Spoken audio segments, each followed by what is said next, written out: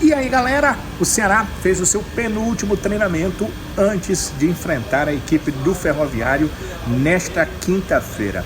Foi um treinamento 100% fechado, a gente não pôde ver, mas podemos ter uma coletiva com o atacante Eric Pulga.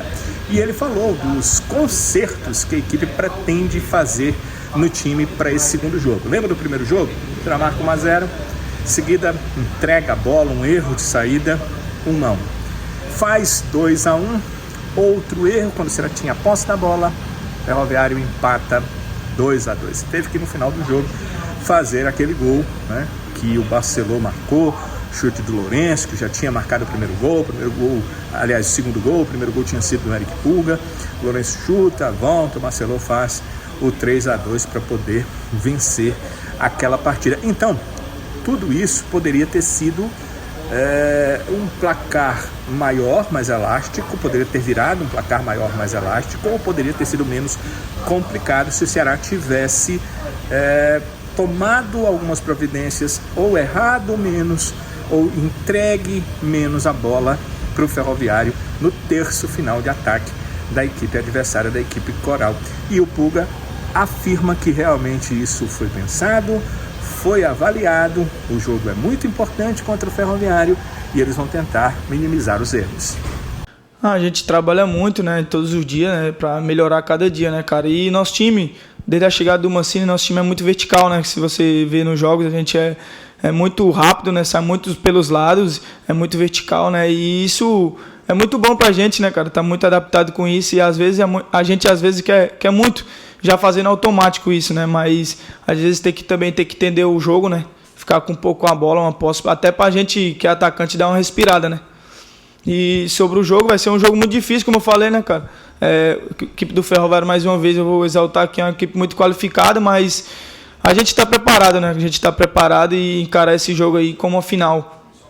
Galera, e o Eric Pulga já tem nessa temporada 8 gols marcados. Foram 9 jogos e ele já marcou 8 gols em 2024. Agora, imaginem aí a temporada inteira. Quantos gols o Eric Pulga pode marcar? O próprio jogador disse que não pensa, não avalia, não bota assim uma meta de gols para esse ano, não. Cara, eu não tracei metas, né? Até porque se eu traçar uma meta aqui, né? Se eu não cumprir, a torcida vai me cobrar muito, né, cara? E não tenho que traçar a meta, né? Sempre, cada jogo evoluir nos treinamentos também, né? Cada dia melhorar e é isso, cara. E também eu quero agradecer também a todos do meu grupo, né? Que estão sempre me ajudando, né? Meu time. Não é só eu, né, cara? Isso não é só eu. Se eu estivesse jogando contra 11, eu acho que eu não conseguiria fazer tudo isso. Isso é mérito de todo o grupo, da gente. Na verdade, eu acredito que o Eric Pulga foi bem esperto, né? Tá certo, se ele colocar uma meta, obviamente que vai ter uma cobrança em relação aos gols que ele pode marcar com a equipe do Ceará. Daqui a pouco a gente vai ver o trecho final da coletiva do Eric Pulga. Quando ele foi indagado sobre a família, ele acabou se emocionando bastante com essa situação de falar da sua família, desse momento em que ele vive com a equipe do Ceará, desse sonho que ele está realizando sendo jogador do vovô. Mas antes, para vocês terem uma ideia em relação ao jogo de sábado, o Mancini vive um bom momento em relação ao grupo de profissionais. Há bem pouco tempo ele não contava com alguns jogadores que estavam entregues ao departamento médico, ainda teve aquele momento ali de virose, onde o David Ricardo, que é titular, não pôde jogar, o Jean Irner, que é um reserva importante, não pôde jogar, ele teve que utilizar jogadores das categorias de base e havia outros jogadores que estavam realmente contundidos. De repente ele recebe o retorno do Ramon, de repente não, né? Forma de dizer. O departamento médico fez o tratamento, os jogadores ficaram ok, passaram pela fisiologia, passaram pelo departamento físico, ficaram em condição de jogar, a parte física também, quer dizer, fizeram uma transição, puderam jogar, e aí ele pôde utilizar o Ramon, e aí aos poucos ele foi utilizando o Lourenço, já utilizou também nas 2 últimas partidas, junto com o Lourenço, o Mogni. Então hoje ele tem todo o elenco à disposição. O que ele não teve para sábado, que ele deve ter nessa partida? O Matheus Felipe estava suspenso, não sei se vocês lembram, contra o Fortaleza ele foi expulso. Pois é, tinha que cumprir a suspensão automática da quinta rodada, será não jogou quartas de final, foi direto para as semifinais, a suspensão na próxima partida do estadual, então nas semifinais no primeiro jogo. Então pode ter o Matheus Felipe na zaga. Inclusive, é uma dúvida que eu tenho, não sei se vocês têm, se com o Matheus Felipe vai jogar Ramon e Matheus Felipe. Porque foi essa dupla que começou a temporada nos 2 primeiros jogos do Ceará, até o Ramon se contundir na partida contra o Floresta. Esse é o pensamento do Mancini? Ou o David Ricardo virou titular? Bem, a gente vai saber sábado contra o Ferroviário qual o pensamento do técnico Wagner Mancini, porque Matheus Felipe volta a ficar à disposição. Além dele, o Bruninho, que estava entregue ao departamento médico, tinha sido liberado. Sábado passado ele ia ficar no banco de reservas, ia ser uma opção até boa para o segundo tempo, porque é um meio-campo rápido, né? Um jogador com boa técnica, mas teve uma virose e aí não pôde participar da partida. Bruninho também vai poder estar em campo, se o Mancini quiser. Não acredito que ele vai começar, vai ser titular, mas vai ser uma opção e se o Mancini quiser, pode entrar na partida contra o Ferroviário. Então, 2 a mais, Matheus Felipe e Bruninho.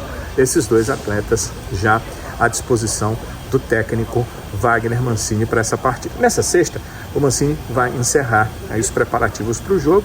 Talvez a gente tenha uma ideia de que time ele deve colocar em campo contra o Ferroviário. Acho que a base é a do primeiro jogo, o time não foi mal, mas ele pode fazer uma outra alteração, aí vai depender dele. Eu faria. Qual alteração que você faria? Quais as alterações que vocês fariam? Eu faria uma alteração de cara. Facundo Castro não está bem, acho que até para preservar o atleta, eu deixaria no banco de reservas. E o que vai ser da opção é o que a gente tem que pensar aqui. Colocar o Ailon pelo lado e o Barceló tendo oportunidade pela primeira vez no time principal como centroavante titular, bem, essa seria a minha opção para o time. Até porque eu fico olhando para os atacantes de lado que o Ceará tem no banco e fico sem saber o que é que poderia ser feito. Saulo Mineiro jogando pelo lado direito, o Janderson já foi tentado e não foi bem atuando por ali. Acho que o mais correto seria Ailon na direita e como centroavante utilizar o Facundo Barceló, que marcou o gol da vitória nessa primeira partida contra o Ferroviário. Porque na esquerda não dá para mexer, não dá para mudar o que está dando muito certo, que é o Eric Pulga jogando naquele setor. Voltamos a falar do Eric Pulga e a emoção de um jogador que sempre quis atuar por um clube. E quando chega nesse clube, além de conseguir viver um bom momento, vive um momento artilheiro e um momento também com a família muito bom. Acredito, para o Eric Pulga passou um filme na cabeça dele ali, naquela coletiva, naquela pergunta, e ele falou sobre esse assunto. Cara, eu sou um cara que sou muito apegado à minha família, né? O que realmente mudou, né, cara, foi minha família. Eles deram total apoio, né, pra mim. Que fico até emocionado de falar aqui, cara, porque o que eu passei no passado, né, é muito difícil. Só minha família que tava comigo no meu dia a dia. Fico até emocionado de falar, porque o momento que eu tô vivendo hoje, cara, é por causa dele e de Deus, né?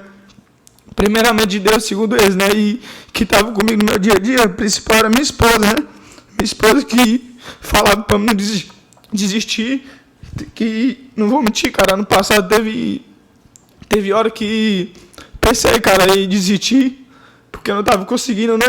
Ainda mais que eu tô defendendo um clube, né? Que é o meu time de coração, que da arquibancada eu sempre via e falava, até minha esposa também estava comigo, eu falava para ela, um dia eu vou jogar no Ceará e vou conquistar muitas coisas pelo Ceará. E graças a Deus, estou realizando esse sonho, né, cara, de criança, fico, até peço desculpa pela emoção, mas estou muito feliz, cara, por esse momento, que só Deus sabe, e minha família, né, cara, por tudo que eu passei, e eles que me ajudaram. Estou muito feliz, só agradecer a Deus por tudo isso.